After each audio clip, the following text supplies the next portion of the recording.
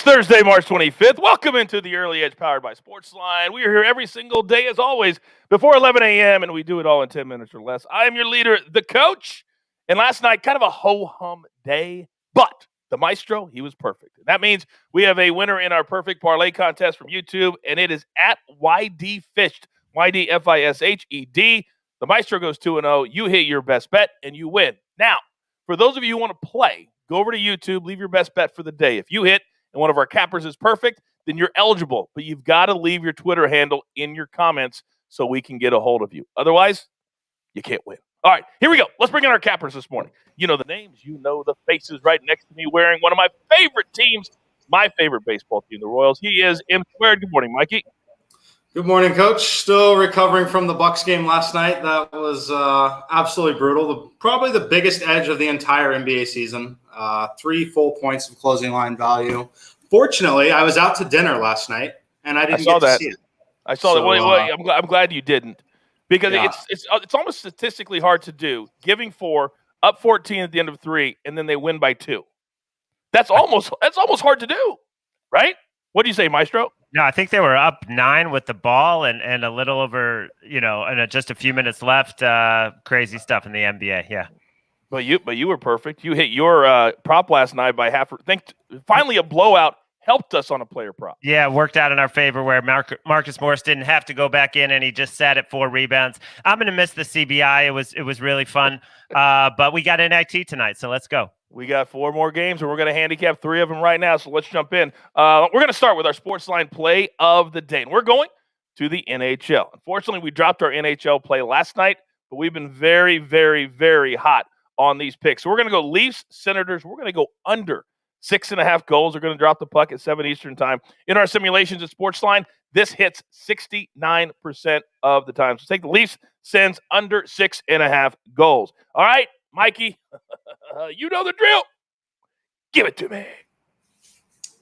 All right, Coach, we'll start with the college basketball play in the NIT. We're going to look at North Carolina State, -1.5 against Colorado State. So the Colorado State, they're playing in the Mountain West. It looks a lot like the Big Ten has in the NCAA tournament. In these tournaments, you've seen Utah State.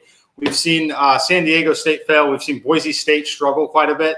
I think that continues here for Colorado State. North Carolina State is a team that played a significantly harder strength of schedule. They are very clearly the better team. Usually in this spot, the only thing that really comes into question when you're talking about the NIT or the CBI versus the NCAA with a power school, we need to be looking at whether or not this team is truly motivated to play.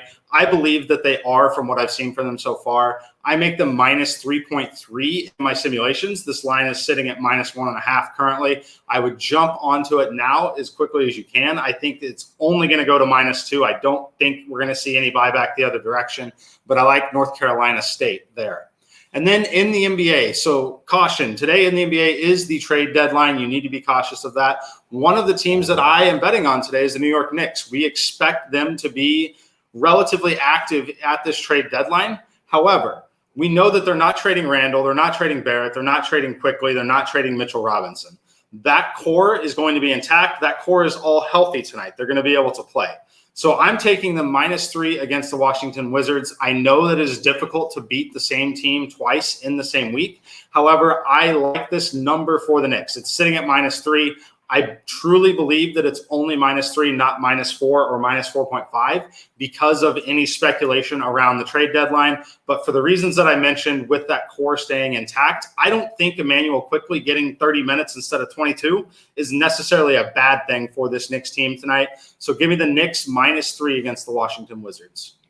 Mikey, I like that play a lot, and it looks like we've lost our fearless leader, the coach, for a couple minutes, so I'm going to step in and give my board. I'm going to give it to you, Mikey, and to Coach and to everyone out there. Let's go with staying with the NBA. I'm going to do a prop on that game. Nerlens Noel under 6.5 points. You mentioned Mitchell Robinson. He came back. He didn't start, but he played 31 minutes. Noel only played 17 minutes. He's gone under 6.5 points in 7 of his last 9 games.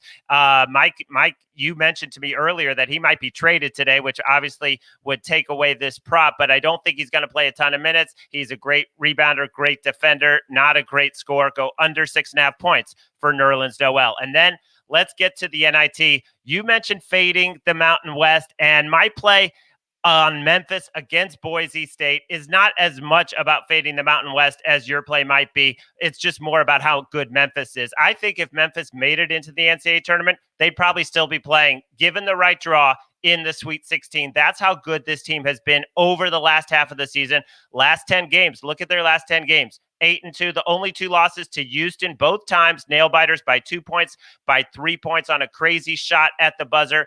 Loyola is the best defensive team in the nation. Number 2, Memphis. So this team just clicking. They might get Alex Lomax back. I think 4 is a little short here. I'm going to lay the points with the Tigers. And then my other game is an interesting one because it's conference rivals, Western Kentucky and Louisiana Tech. They played twice in the regular season, but didn't meet in the conference tournament. Western Kentucky has an NBA player in Charles Bassey. Everybody knows him, 6'11", power forward, probably going to be drafted in the 20s. Now, in the first game against them, against Louisiana Tech, he had 24 and 17, and they won by 2. Then he lost by 5. Then they lost by 5, and he only had 14 and 13. But what stood out to me, looking at the game logs, looking at the spreads, Western Kentucky was laying 7.5 in the first game, didn't cover, obviously, won by 2. Then they were laying 5.5, and they lost outright. Now they're getting a point against Louisiana Tech, which is a very good defensive team, but you know, I was on Louisiana Tech against Ole Miss in the previous round, and that was because Ole Miss was missing the all-SEC point guard and another starter. So I don't want to read too much into that win over Ole Miss. That was a really good spot where Ole Miss, one guy just opted out of the tournament, and their all-SEC point guard had a family situation and couldn't play, so Louisiana Tech won comfortably. But I think Western Kentucky has the higher ceiling. This team that beat Alabama, they played West Virginia close. That they have a really impressive resume, a higher ceiling. So I'm playing Western Kentucky as the dog, and those will be my 2 college plays for the day. Okay, guys, let's get to the recap. I'm a little nervous because Coach isn't here. I think everyone can sense that, but I'm going to get through the recap anyway. Mikey is going with the Knicks, -3.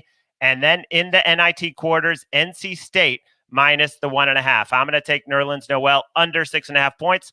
Memphis -4 over Boise State, and Western Kentucky getting 1 against Louisiana Tech. And then our site play of the day, the Leafs and the Senators going under 6.5 goals. I'm not even going to try to say it, but you've got your marching orders. Let's take every single ticket to the pay window. Good luck.